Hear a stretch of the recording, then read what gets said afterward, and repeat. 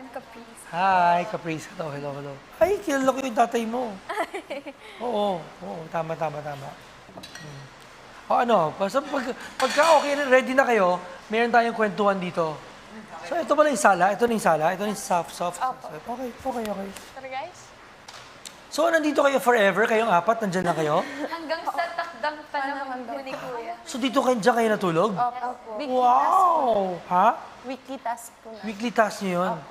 So, gano'n na kayo katagal nandyan sa bata na to? Second day po naman. Second day po. Second day na kayo nandyan. Eh di close na talaga kayo. Kasi talagang apat kayo nagkwentuhan na kayo, magkayakap-yakap na kayo dyan. No? Ay, hindi kayo pwede lumabas at all. Bawal. Pag nag-step out po kami, talo na po. Ah, talaga? Di pag hinili ako kayo, gano'n.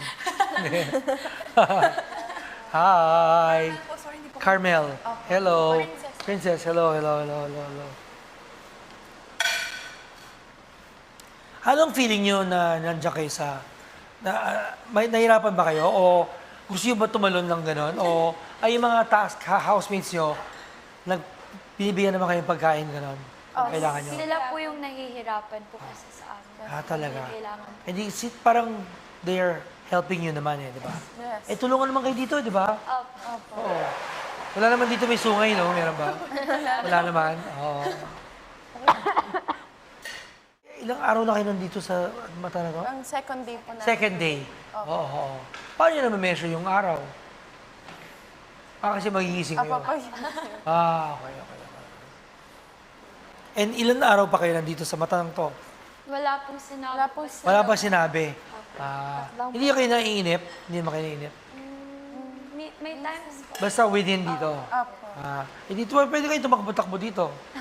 Pwede naman, di ba? Opo. Pero ingat lang din po kasi once nag-step po kami outside, talo na po. Talo na kayo. Wow. Cool. O, ready na kayo lahat? Joaquin, ulit ka na. So, ang usapan natin today,